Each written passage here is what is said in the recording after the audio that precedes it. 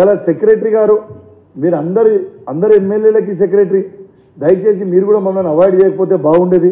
మీకు ఏమో తిండుండే నాకు తెలియదు, కానీ మీరు రిప్రజెంటేషన్ తీసుకోవాలని కోరుతా ఉన్నాం.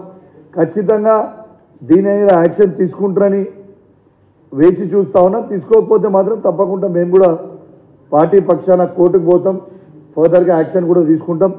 ఎట్టు పరిస్థితిలో ఇలా దానం నాగేందర్ గారిని వెంటనే డిస్క్వాలిఫై చేయాలని మేము బీఆర్ఎస్ పార్టీ పక్షాన మేము డిమాండ్ చేస్తూ ఉన్నాం.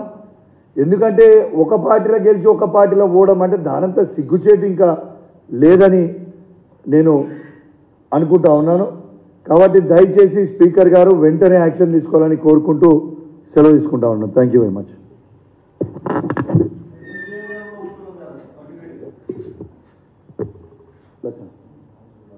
సరే డైవర్ట్ అవుతుండొచ్చు కానీ బట్ ఎనీవేస్ ఒక విధంగా చాలా చాలా బాధాకరం ఏంటంటే కడియం శ్రీహరి లాంటి సీనియర్ నాయకుడు కూడా ఇట్లా మోసం చేయడం అంటే ఇది నమ్మించి గొంతు కోయడం అన్నట్టు. వాస్తవంగా తను ఒక సీనియర్ నాయకుడు ఉండి తనకి ఏం పార్టీ ఏం తక్కువ చేసిందండి నాకు అర్థం కాదు.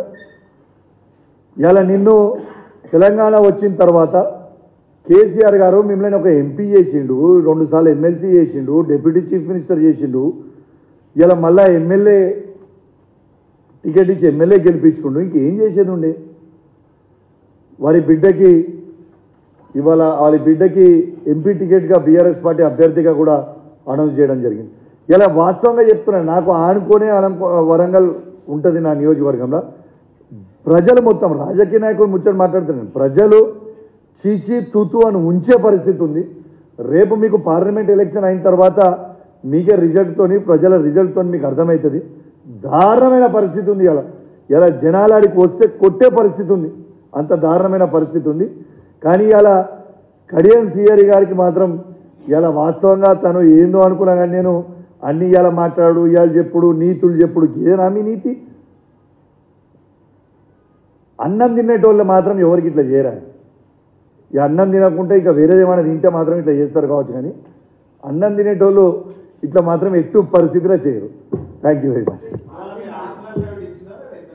ఏమన్నారు అడిషనల్ చెప్పినా కదా మీకు, అడిషనల్ అఫిడవిట్ వాళ్ళు తీసుకోలేదు, ఇంకా ఇటు ఉంది. కానీ మేము రిజిస్టర్డ్ పోస్ట్ చేస్తాం, మళ్ళీ కూడా ప్రయత్నం చేస్తాం స్పీకర్ గారికి.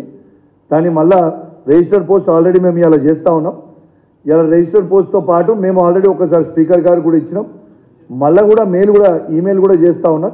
100% యాక్షన్ తీసుకుంటారని నాకు పూర్తి నమ్మకం విశ్వాసం ఉంది. మళ్ళీ అడిషనల్ అఫిడవిట్ ఎందుకు ఇస్తున్నామంటే ఆ రోజు ఇచ్చినప్పుడు దానం నాగేందర్ గారు ఎంపీ క్యాండిడేట్ కాలేదు. ఇలా కాంగ్రెస్ పార్టీకి అఫీషియల్గా ఎంపీ క్యాండిడేట్గా అయిపోయింది కాబట్టి ఇక దీనికంటే పెద్ద ఎవిడెన్స్ ఏం కావాలని కోరడానికి ఇలా అడిషనల్ అఫిడవిట్ ఇస్తూ ఉన్నాం. Thank you.